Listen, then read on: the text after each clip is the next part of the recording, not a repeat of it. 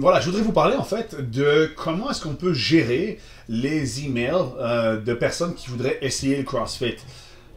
Il y a une manière de le faire pour pouvoir s'assurer que la personne entre et qu'elle devienne l'une de vos membres. Donc c'est important de pouvoir le faire. Premièrement, vous allez répondre à l'email pour regarder si, pour simplement dire à la personne, merci beaucoup d'avoir écrit pour recevoir des informations pour le CrossFit. Vous pouvez donner toutes les informations que vous voulez, envoyer des vidéos YouTube qui sont faites par CrossFit Headquarters. C'est bien ça pour informer la personne, mais le meilleur, c'est de donner rendez-vous à la personne. Donc au lieu de poser la question, quand es-tu disponible pour venir essayer une séance de CrossFit, moi je suggère grandement quand même de proposer à chaque fois deux choix. Donc par exemple, aimerais-tu venir en début ou en fin de semaine? Aimerais-tu venir le lundi ou le mardi? Aimerais-tu venir le matin ou le soir? Préfères-tu... c'est toujours des choix donc, de ce qu'ils vont pouvoir choisir. Donc c'est important de pouvoir nommer deux choix que la personne n'ait pas à réfléchir et puisse prendre l'un de ces choix. Bien sûr, l'essai sera gratuit, évidemment. Lorsque vous allez recevoir la réponse de cette personne, vous allez vous céduler vous-même ou le meilleur de vos entraîneurs, c'est-à-dire celui qu'on appelle le assessor en anglais. En français, c'est celui qui va pouvoir évaluer la personne, c'est-à-dire c'est celui de vos coachs qui peut exprimer sa passion avec des mots le mieux possible. C'est hyper important d'avoir cette personne-là comme premier contact. Alright? Vous allez observer aussi dans le premier email de cette personne s'il y a un numéro de téléphone.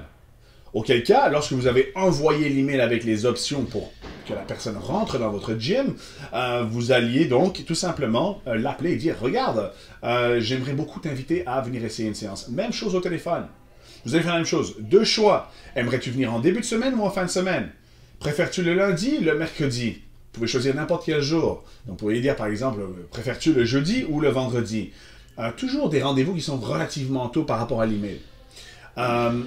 Aimerais-tu venir le matin? Aimerais-tu venir le soir? Donc ça, on fait ça par téléphone, toujours.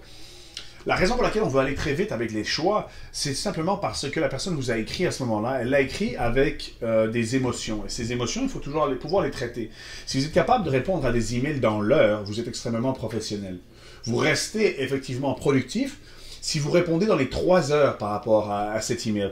Au-delà des 24 heures, c'est parce que vous n'êtes pas tout à fait conscient de ce que vous faites avec votre business. Il est important d'ouvrir ces emails. Il est important de déléguer du travail pour que vous puissiez avoir le temps de regarder vos emails. Pourquoi c'est vous, le head coach et le propriétaire, qui deviez regarder vos emails? Pourquoi est-ce que c'est à vous de faire ça? Simplement parce que c'est votre business. Vous essayez de créer des opportunités de travail pour vos employés. C'est à vous d'aller les chercher. C'est vous qui êtes convaincu le plus. Peut-être bien que d'autres entraîneurs le sont aussi, mais vous, en tant que propriétaire, vous êtes convaincu le plus de ce qu'il faut faire et vous savez quelle philosophie respecter. Donc, faites-le savoir via l'email, contactez par téléphone, acharnez-vous jusqu'à ce que cette personne puisse essayer. Comment vous allez pouvoir faire si la personne dit combien ça coûte? Évidemment, ils vont pouvoir pas. Ça va être très difficile de pouvoir comparer les prix. Donc, vous allez dire, oh, ça va me coûter 150 $, 200 $ pour parler en dollars canadiens, par exemple. Ou bien en euros, ça va être 100 € par mois. Oui, c'est très cher, 100 €. Évidemment, lorsqu'il s'est dit comme ça, lorsqu'on ne sait pas ce que l'on achète, n'importe quel prix est trop cher, évidemment, pour n'importe quoi. Vous pouvez décrire le mieux possible, mais évidemment, lorsque vous n'avez pas eu encore une rencontre avec cette personne, que ce soit par téléphone ou par email, je ne pense pas, je ne recommande pas qu'il faut parler donc des prix. Amenez la personne, faites un rendez-vous avec cette personne lorsqu'elle arrive dans le gym, parlez de ses objectifs. Rendez l'essai gratuit le plus facile possible. Montrez-leur que le CrossFit, c'est faisable. N'essayez pas de leur prouver qu'ils ne sont pas en forme physique. C'est la raison pour laquelle ils vous ont écrit. Ils le savent. Pas besoin de leur faire mal. Il ne faut pas que le lendemain, ils se relèvent et qu'ils soient surpris. « Oh my God, qu'est-ce qui se passe? J'ai mal aux jambes. Je ne peux plus marcher. » Non, non, non, non, non. C'est bien qu'ils sentent qu'il y a un peu d'intensité, c'est certain. Il faut surtout qu'ils sentent qu'ils soient encadrés, que la communauté soit le fun, que vous sachiez ce que vous dites et que si vous ne savez pas, que vous soyez honnête, que vous puissiez donc l'annoncer. Donc très très important, guys, de faire un rendez-vous avec ces personnes, de pouvoir leur expliquer ce qui va se passer. Évidemment, vous êtes convaincu du prix, sinon vous ne chargeriez pas ça. Donc, une fois que vous êtes assis avec la personne, avant l'essai gratuit, vous allez annoncer le prix. Vous allez pouvoir montrer le meilleur de vos services lors de votre essai gratuit, quelque chose qui est répété jour après jour avec vos entraîneurs. éduquez l'un de vos coachs pour vous aider à faire cela. Comme ça, vous pouvez avoir 2, 3, 4 personnes en même temps dans une classe. Pourquoi pas? Mais il faut toujours prévoir un coach, c'est mon conseil, avec cette personne d'essai gratuit dans la classe.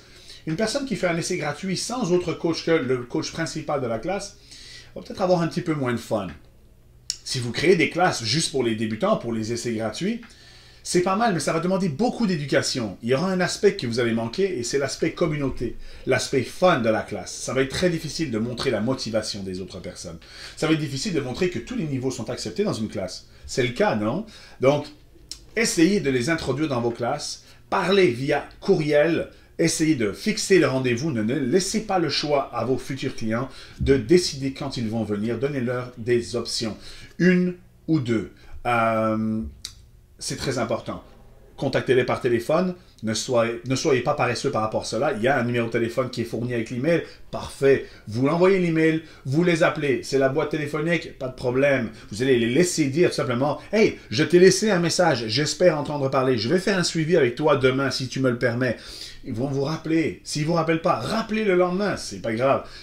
C'est important de les avoir dans votre gym. C'est important de changer leur vie. C'est important d'améliorer leur santé.